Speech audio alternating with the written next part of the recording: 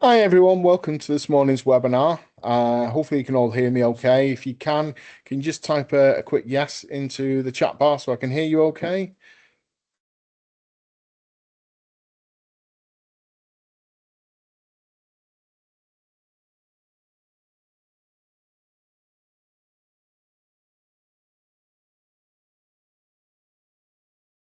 Okay, we've just got a few people still logging in.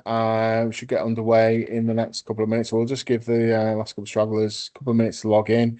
Then we'll hand over to MFS. We've got a really interesting presentation for you this morning. So let's give them one more minute.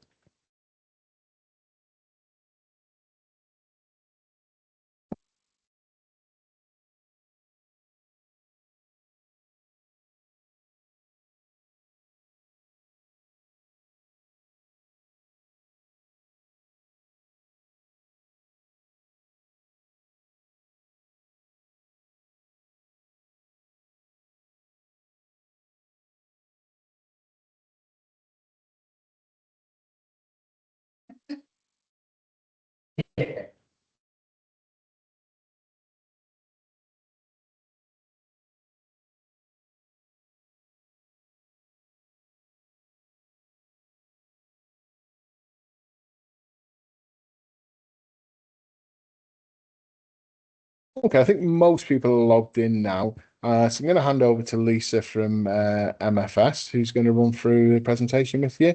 As usual, take Q&As at the end. So if you want to be typing away throughout, and we'll take all the questions at the end. But over to you, Lisa. Brilliant. Thank you very much. So hopefully you can all see my screen. Says, yeah, we can't. Oh, yeah, come through now. That's yeah, can you see that now? Yeah, that's fantastic. Yeah.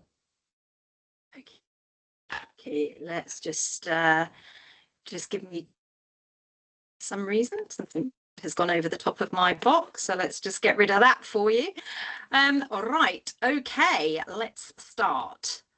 If for any reason you can't hear me, I'm just going to turn my camera off. Just in case, just to try and help with a bit of connectivity. So bear with me because I can just see that it's a little bit low at the moment.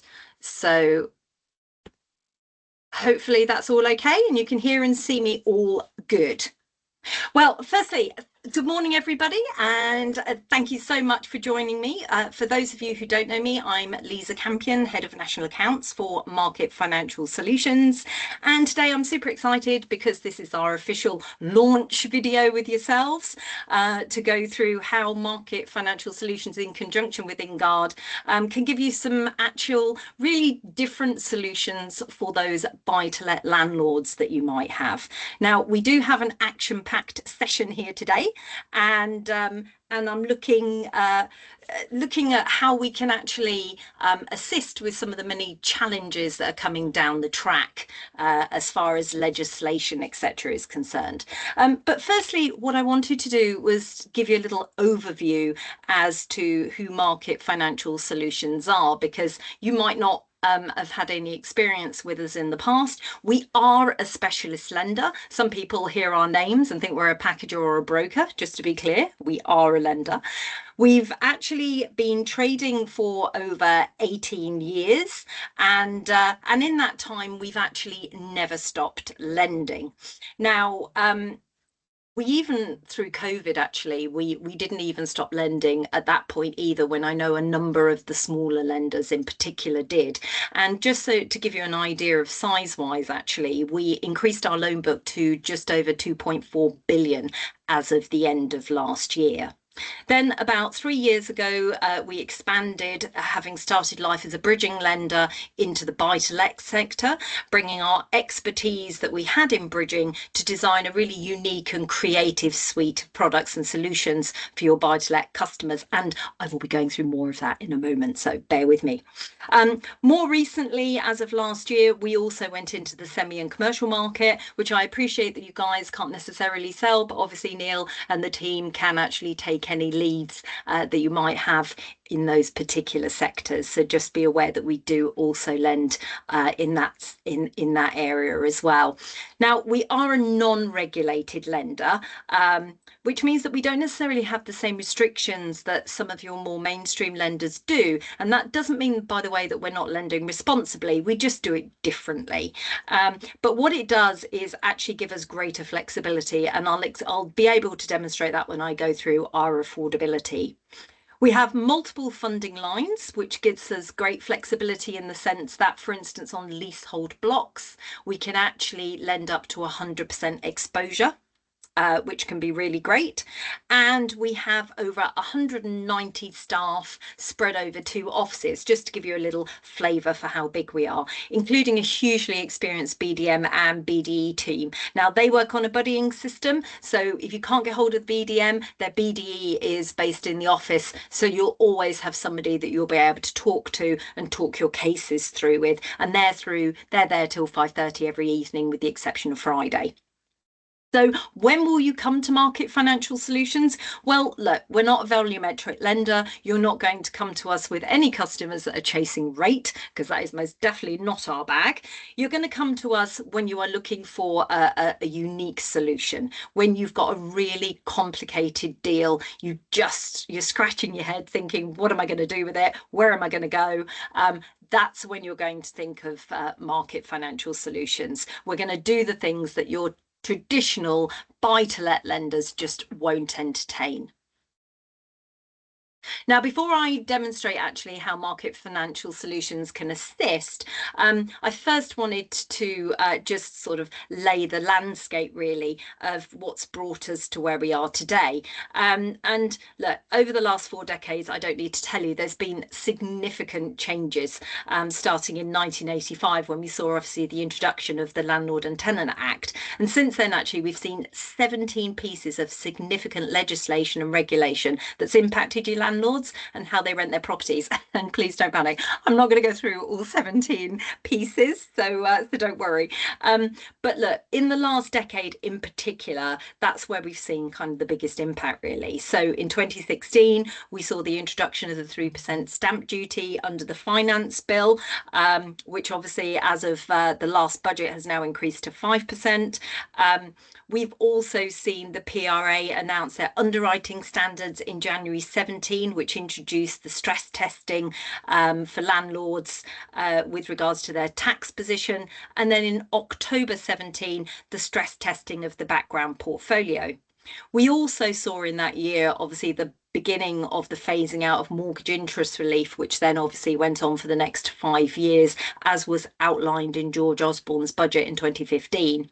We saw MEES, the Minimum Energy Efficiency Standards, introduced in 2018, where EPCs were required to be an E rating. And as you know, that is back very much on Mr. Miliband's agenda. So by 2030, looking to potentially have that as an EPC C rating. And we'll touch on that in a moment as well.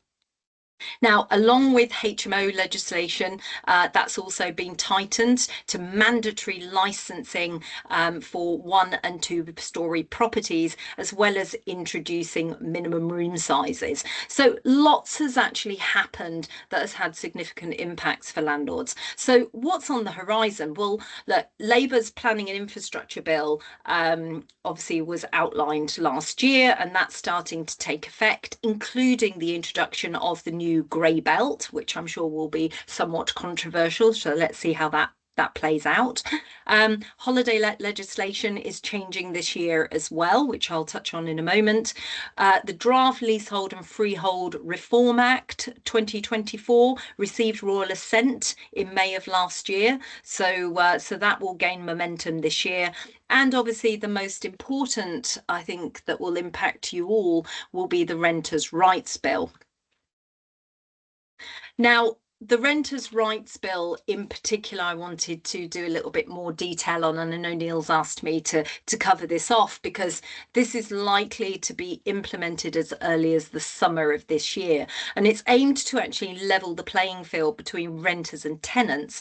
But what does it actually mean for landlords? Well, look, as I mentioned, it is the most radical bill that we've seen implemented so far in the private rental sector. And for some landlords, it will be really off-putting. So one of the biggest areas is the abolishment of Section 21 even, no fault evictions under the 1988 Housing Act. And this will apply for new and existing tenancies. And what it actually means is they will have to be given longer notice periods if a landlord wants to sell their property. For instance, whereas at the moment they would give 2 months, that will be extended to 4 months. But the biggest caveat is they cannot re-rent that property for a 12-month period once they've actually put that ball in motion, if you will. So it means that the landlord can't change their mind. They can't get the tenants out and then 2 months later decide to relet it. They do have to wait 12 months. So that will be a challenge. It will still allow for legal reason evictions, such as antisocial behaviour or where they're several months in arrears. So that will still stand. Nonetheless, renters will have a 12-month protected period at the beginning of any new tenancy, during which time the landlords won't be able to evict them either. So there will be some challenges there, and that's why I'm saying the smaller landlords particularly will have to weather that storm, and it will be a lot more challenging for them. Fixed term ASTs will move to rolling, which will have some impacts on how certain landlords look to rent as we move forward. We will see Awaab's law being extended into the private rental sector. And this basically challenges dangerous housing conditions, including properties with damp and mould. And as we know, a lot of our properties in the UK are terraced houses, Victorian terraced. I have an Edwardian property, and I know the challenges with damp, etc. So if there are areas where mould, etc., the landlord will be basically forced to eradicate that and deal with it. They'll be given a period of time in order to do that, but if they don't, there could be even a custodial sentence applied. So again, get your head around the Awaab's law, because that is that's impacting potentially 21% of the entire private rental sector at the moment. It's estimated. There will also be a register that the landlords will need to be actually part of. So there'll be a new database which the government will use to ensure that landlords understand their obligations and demonstrate compliance, and a new ombudsman that will be created that tenants can go to in order to settle disputes. So lots of things happening there. Also, rents. You'll only be able to potentially increase those once a year, as opposed to mid-tenancy, which people are able to do at the moment. And the other one is the ability for tenants to properly be considered for having a pet. And I know as a landlord myself, we do allow our tenant to have pets in the property. However, we do insist that that they take a special pet insurance to cover us, and that is something that will be allowed under the Renters' Rights Bill. So lots of things that are coming down the track, but this one, as I say, is going to have the most impact as far as your landlords are concerned. So if you're not having discussions with them, please do, because they need to be fully aware of what potentially is going to hit them in the summer. So how can Mortgage Financial Solutions actually, or Market Financial Solutions even, how can we actually help you, more importantly? Well, firstly, we can lend to anyone, anywhere in the world other than sanctioned and FATF blacklisted countries. Obviously, it needs to apply with your own compliance. So just because we can do it doesn't necessarily mean you can as well. So please do refer to your compliance as far as foreign nationals are concerned, but just be aware that that we can do foreign nationals, including first-time buyer foreign nationals, which so we can also lend to trusts and offshore companies, including the British Virgin Islands. So anybody that is looking to purchase basically here in England and Wales. We can also lend to most ownership structures. So that will include your traditional traditional SPV ownership, but we can also look at trading companies, trusts, SASs. So lots of different things that we can look at there. We can also lend to first-time landlords as well as first-time buyers, obviously making sure, of course, that it's not a backdoor resi. And we just insist that they have a minimum income of 30,000, but that is per application as opposed to per applicant. Now, we also do share purchase agreements, and I just wanted to bring this to your attention because I don't know if you've come across this before, but share purchase agreements are starting to really gain momentum, and we are one of the few lenders that can actually look to entertain those. Now, what is it? Well, basically, it's where a landlord decides to buy an existing SPV rather than buying the individual properties within. Why would they do that? Well, it means that they negate the need to pay stamp duty land tax because the actual title doesn't change. So because you're purchasing the actual SPV wrapper rather than, as I say, the individual properties. So they're still owned by the same SPV company. And if you think that 85% of all SPVs have been created within the last 6 years due to the phasing out of mortgage interest relief, it's definitely a market that if you're not familiar with, I would get your head around because I can see it most definitely growing for the future. There is still stamp duty of 0.5% that's payable on the shares, but as I say, no stamp duty land tax. So definitely something to have a look at. We are actually hoping to do a guide one of this year, so as soon as I have that, I'll get that over to you so you can obviously upskill yourself if it's something you're not already familiar with, but definitely one for the future. So how does our affordability work? Because we have a really unique set of tools, which I touched on earlier, is that we're also a non-regulated lender, so we do things a little bit differently when it to how we assess affordability. First things first, we apply a 125 ICR regardless of the ownership structure. So even if it's in personal names with a higher or additional rate taxpayer, we still only apply a 125 ICR. So that's point number one. Point number two, we also don't stress test the background portfolio. And point number three, we also don't stress test fixed rates less than 5 years. Now, I know with rates potentially still coming down, I know swaps are all over the place at the moment, but the economists are still predicting that bank base will be as low as around 4% by the end of this year. So off the back of that, you'll have lots of landlords that don't want to tie into a 5-year fixed at the moment, myself being one of them, by the way. Why would I want to do that if I can get a 2-year deal, bearing in mind that rates are coming down? And also this year is one of the biggest years as far as maturity of fixed rates is concerned as well. So you will have lots of landlords coming off their fixed rates. And let's be honest, 5 years down the line, the rates have significantly gone up. So again, the fact and the ability to be able to do a 2-year deal so that in 2 years' time, when rates have reduced, you can then refinance onto a better rate is definitely something that's going to appeal to your landlords. And we can make that happen. So using option one as an example, this is traditionally what most lenders will be able to offer your landlord customers. And when I say that, bear in mind what I've said about how we're already not stress testing and only applying a 1-5 ICR. So already we might be higher than most traditional lenders. And I just want to say at this point, we are still lending responsibly. We just do it differently. We're looking at the landlord's total source of wealth as opposed to applying stress tests that were actually implemented when rates were low, not when rates were much higher as they are now. Option two is that we have the ability to be able to defer the interest rate down.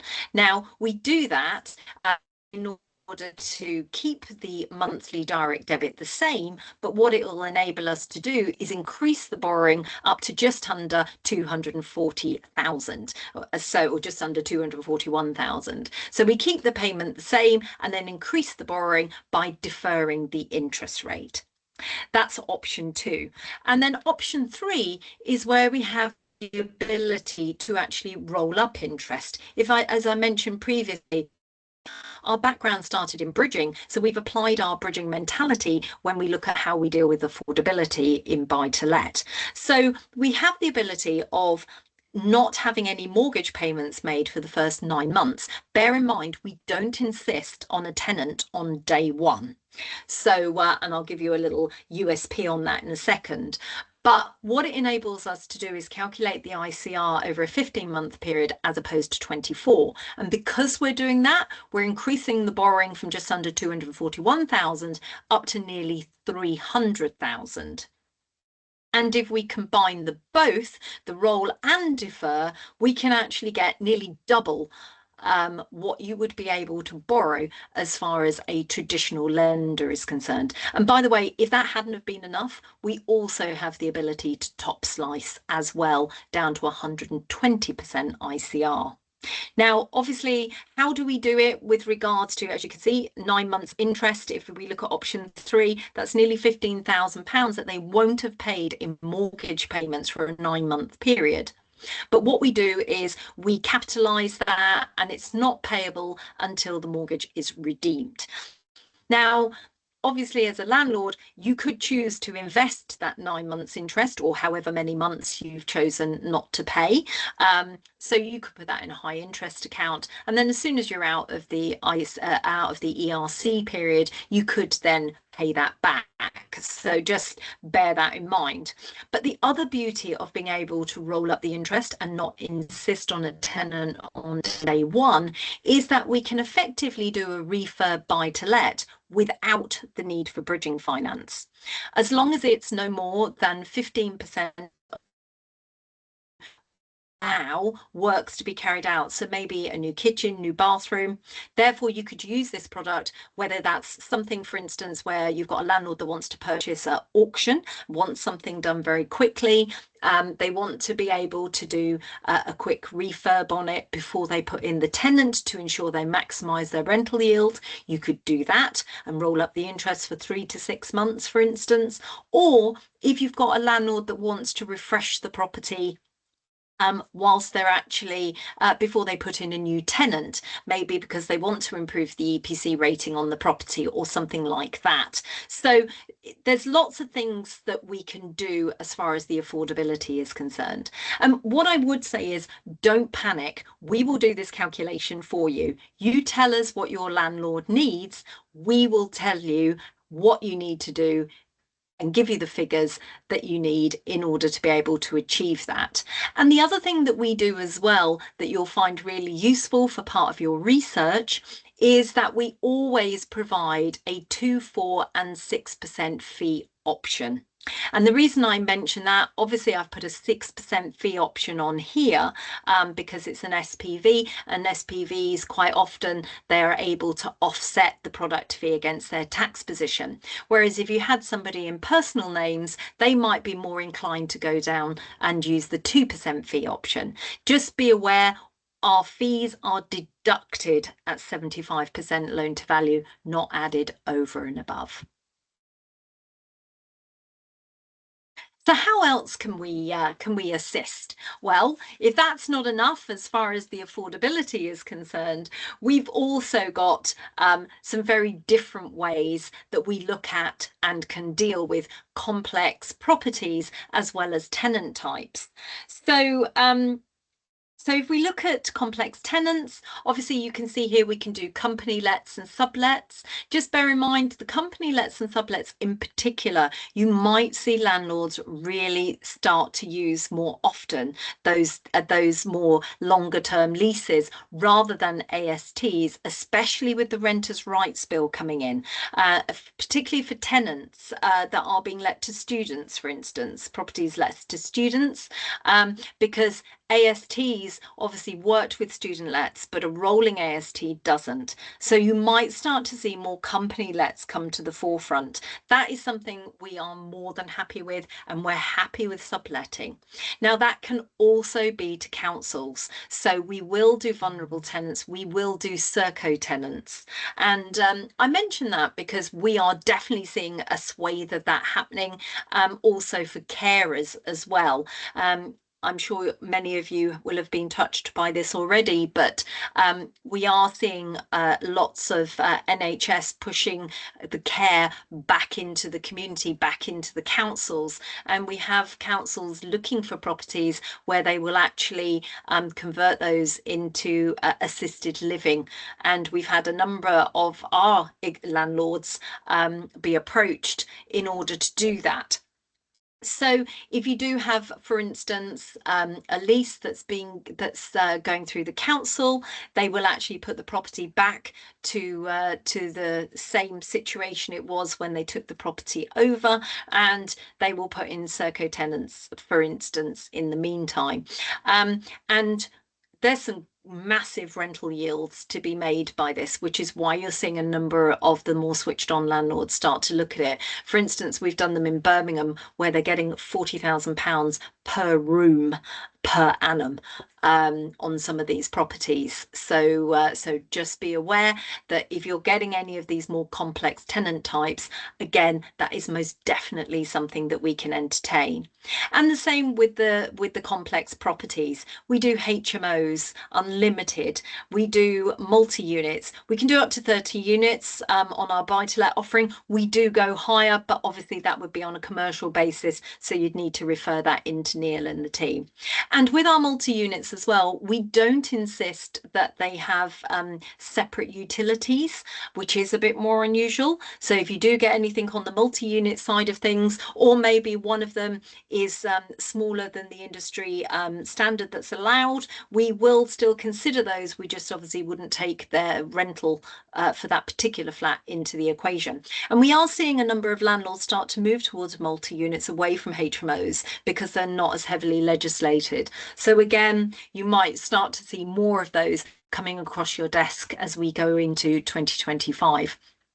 Serviced apartments and holiday lets, that's something that we can entertain. Now, as I mentioned earlier, holiday lets are going through a number of bits of legislation changes as of this year. From April, they will start to be taxed like your more traditional buy-to-lets, where they can only get a tax credit and not able to offset 100% when it's in personal names, as they have been able to. So that will be changing in April. And also in July, potentially, there's also changes coming in regarding their classification. Just be aware, we can look at both types of classification that will come in from July, depending on the size of the holiday let or the serviced apartment. So again, that's something we'll be able to help you with as and when that comes in. Investor blocks is something we can also do. So a number of disused offices are now being converted into buy-to-let blocks where they're investor led, so not many in private ownership.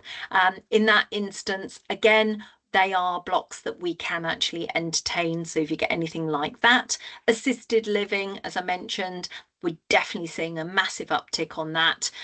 So even where carers are on site, etc., we can do from your sort of your 3-bed terrace that's been converted right the way through up into the much larger 60, 70 beds. But again, just watch that that doesn't move into commercial, because you'll need to hand that off obviously to Neil and the team at head office. Also, flats above what I will class as nuisance and smelly properties. So if you do get flats above restaurants, takeaways, off licenses, all of those types of premises where your traditional lenders will run for the hills, let's be honest, that is something that we can entertain. Just be aware that we are likely to restrict the LTV to around 65%, but we've even done them where they've been next door to petrol stations and things like that as well, as long as obviously the property can be rented out. That's down to the valuer's comments. and the same for ex-local authority flats, including deck access. So again, they're ones that we can entertain, so deck access not a problem. And something that you might be interested in, we don't have a cutoff either when it comes to how much is in private ownership. In fact, between you and I, we actually don't ask the question on our valuation report. So it doesn't matter what the split of private ownership is. Again, that might be of use to you for somebody that is purchasing where it's still more predominantly in ex-local authority ownership. So number of different types of properties. We can also do grade 1 and grade 2 star listed as well. So if you do get something a little bit more unusual, definitely worth giving us a call. We're not great with non-standard construction, so it depends what it is. But give us a shout and we'll be able to give you a quick yes or no on it. Restricted covenants as well, I'll just finally touch on with regards to the complex properties.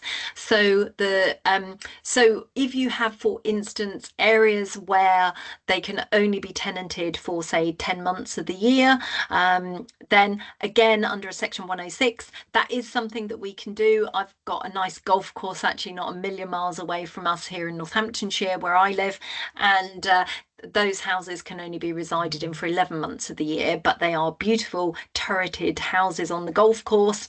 They are standard construction, so that is something that we can entertain. So anything like that, obviously, please give us a shout. Let's have a look at it for you.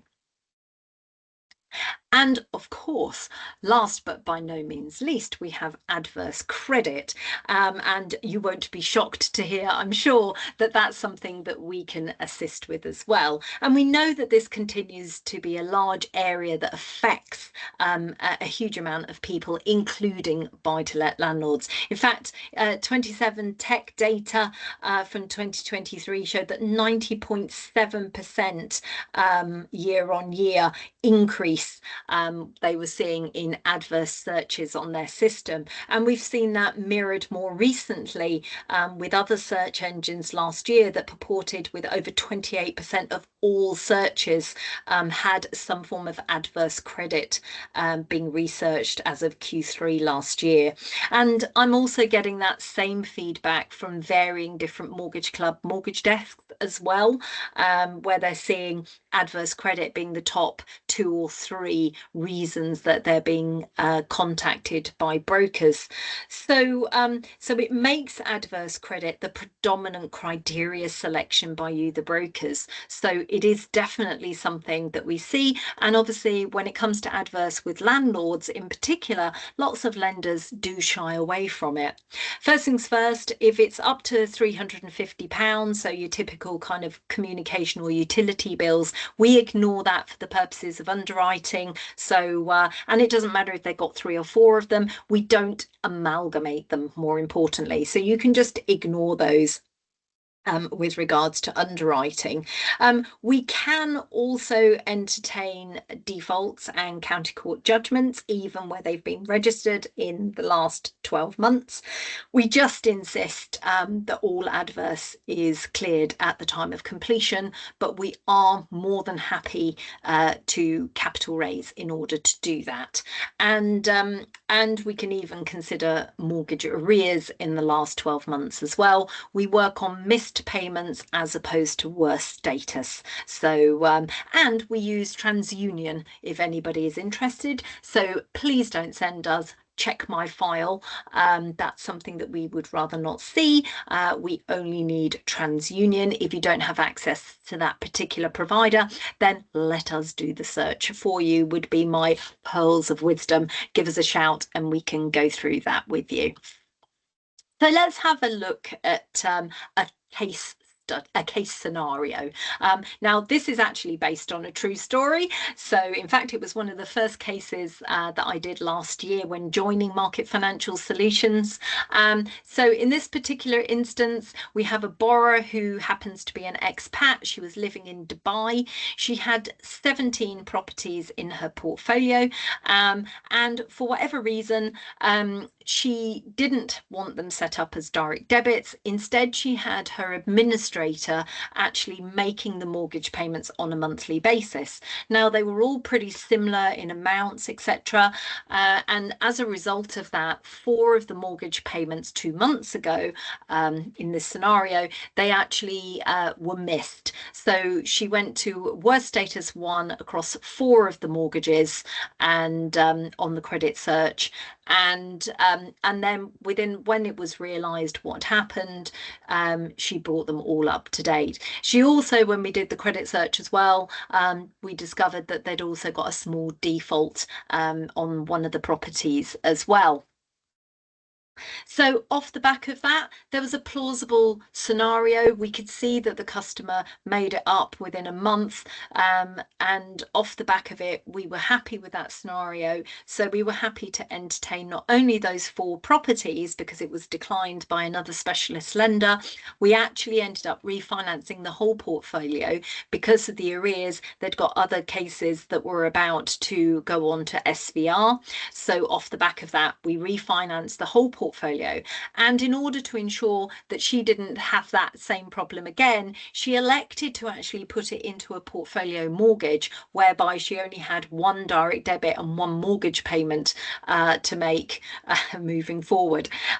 Or in this instance, she could have obviously had her administrator just making that 1 payment. But just be aware, we can do portfolio mortgages if the landlord is interested in doing that. We tend to find foreign nationals particularly like it, just from an ease of 1 payment coming out of their account. And when we look at the portfolio mortgage, we can actually work on an aggregate LTV basis. So it is, if you're interested in understanding more about that, please do give us a call. But the most important moral of this story is that we can consider mortgage arrears even in the last 6 months. We just need to know what the story is as to why it's happened, so that we can ensure that we can put the customer into a better situation. So when it comes to our underwriting, you've got a lovely QR code that goes through to our buy to let guide, but obviously you can have a look at it on the website, and I'll share all the details with Neil and Louise at the end of this as well. So as I mentioned previously, our background is steeped in bridging originally, but it means that we have that bridging mentality and we apply that to everything that we do. So when we are looking at deals, we're looking at them super quick for you. We don't have a portal, so you don't have any complicated online application that you need to navigate your way through. All you need to do is ring us up or drop us an email, and we can, with the details, and we'll come back if we have any questions on that, and then we will issue within a maximum of 4 hours, 4 working hours. I'll just point that out in case we get it in the middle of the night. We'll actually then send you a quotation where, as I mentioned previously, we'll give you a 2%, 4%, and 6% fee option on that, so that will help with your research. And when you do actually move forward, because if you want to progress, we'll give you a shopping list of what we require. When you send those details to us, we will properly underwrite and sign off the deal subject to valuation, and we do that before we take a single penny from your customer. So your customer, because let's be honest, they may have already been to 1 or 2 other lenders before they come to us, so might be a bit more reticent to part with any more money for obvious reasons. So the good news is that you know that you'll have an offer subject to valuation, legals, and obviously anti-money laundering checks. So you've got that reassurance for the customer as well.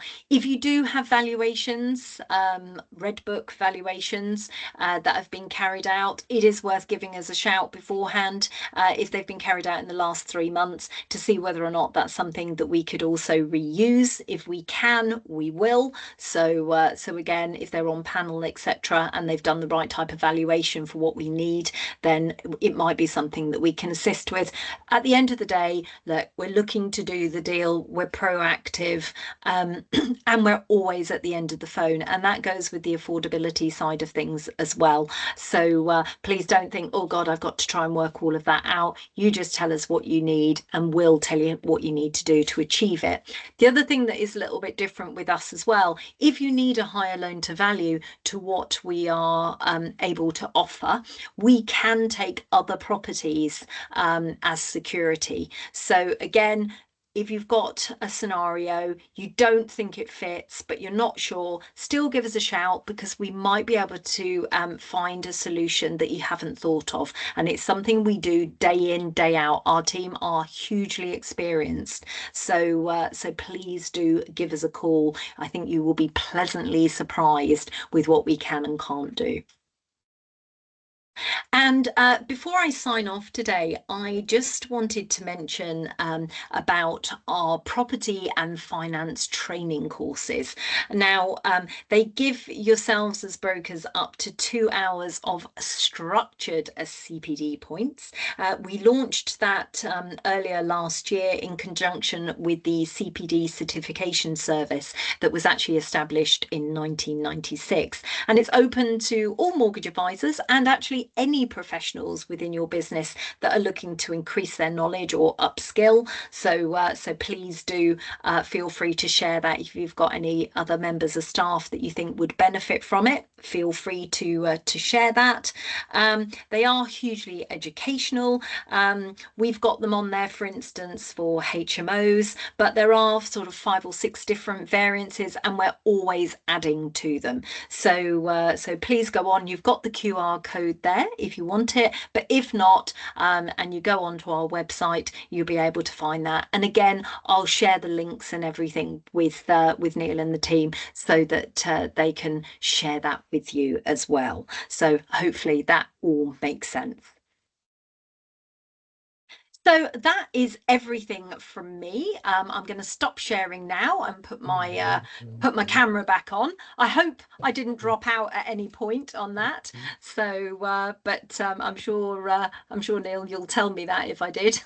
Yep, no, it was all fine. It seemed to go okay. Yes, it all went through Fabulous. Okay. All right, so that's good news.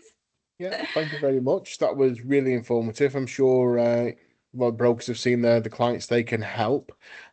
Just throw it open for Q&A. If anyone's got any questions, please type away and we'll run through as many as we can.